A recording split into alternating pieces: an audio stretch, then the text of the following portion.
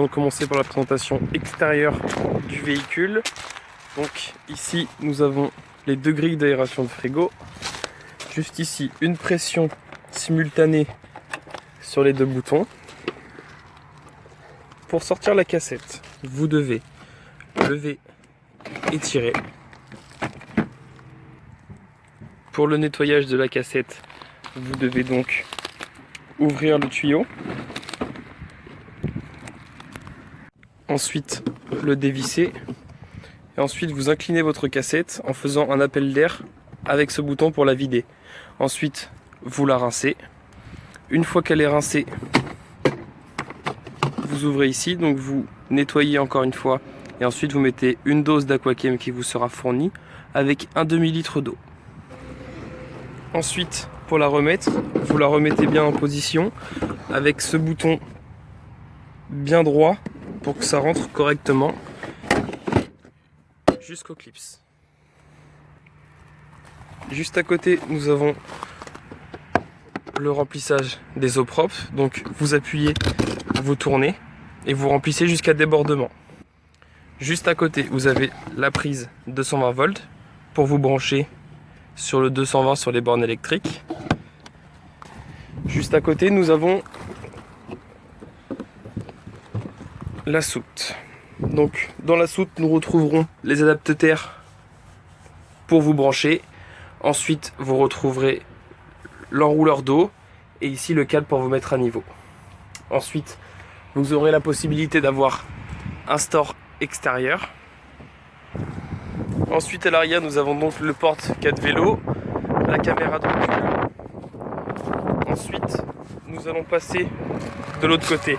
Donc là, ça reste la soute transversale. Ici pour le gaz. Donc, nous avons un système duo contrôle. Première chose à faire, vous ouvrez la bouteille d'un quart de tour. Ensuite, vous appuyez sur le petit bouton environ 5 à 6 secondes pour faire venir le gaz. Ensuite, cette étape faite, à l'intérieur, il faudra venir purger le circuit gaz que je vous montrerai juste après. Si votre première bouteille est vide, donc dans ces cas-là, vous fermez votre bouteille, vous débranchez votre lyre, vous venez enlever ça, vous branchez votre lyre et vous changez ici pour mettre de l'autre côté. Ensuite, une fois que vous aurez fait la même chose, vous faites exactement pareil pour purger le circuit gaz, encore une fois, parce qu'il y a peut-être des bulles d'air qui se sont mises dedans. Ensuite, nous continuons. Donc, ici, nous avons le groupe, genre le chauffe-eau. Le chauffe-eau fonctionne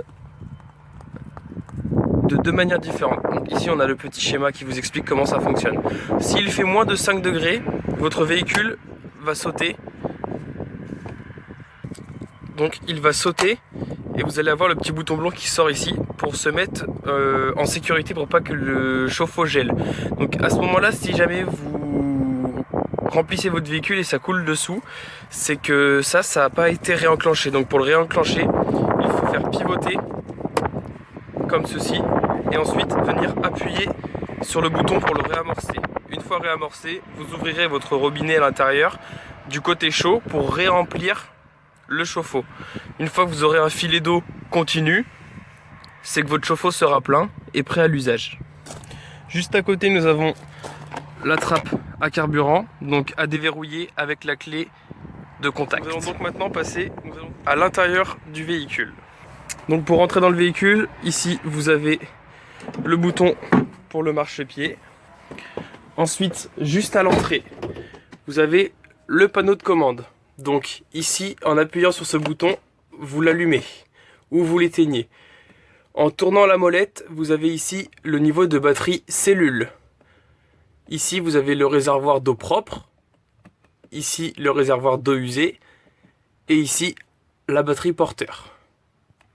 Juste en dessous, vous avez le chauffe-eau chauffage.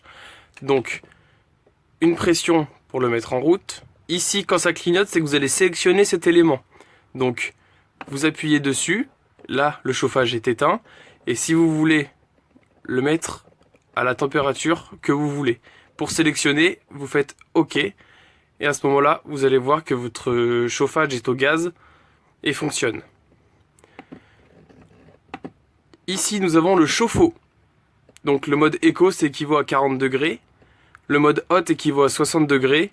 Et le mode boost est fait pour chauffer l'eau en moins de 30 minutes. Ici, nous avons la ventilation. Ici, pour mettre en marche dans une certaine heure. Ensuite, si vous rappuyez une deuxième fois, ici pour finir. C'est-à-dire que vous pouvez programmer et arrêter la programmation de votre véhicule pour le chauffe-eau et le chauffage.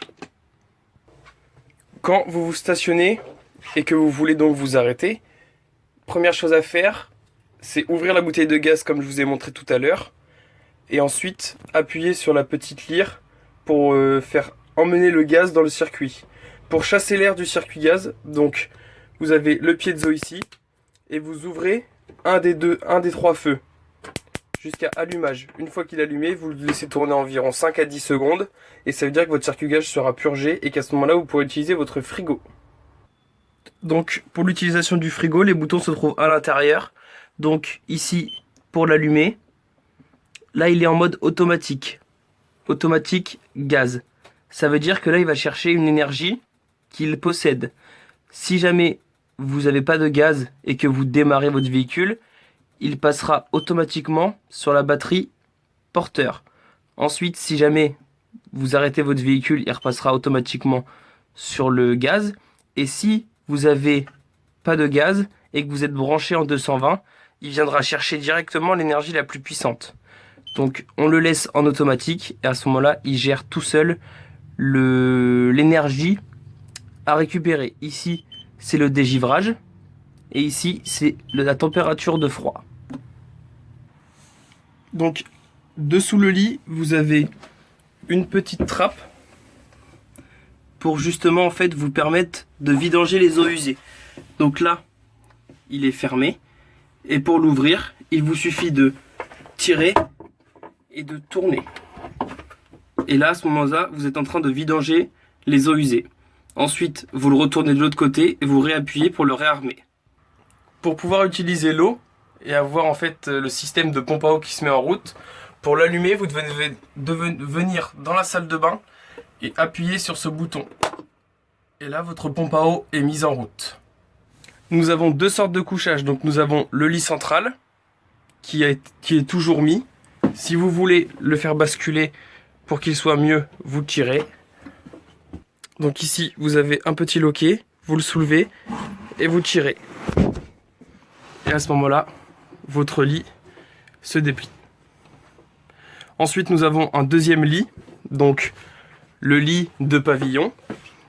Donc vous inclinez les deux sièges vers l'avant et ensuite vous venez tout simplement tirer et mettre le lit à disposition.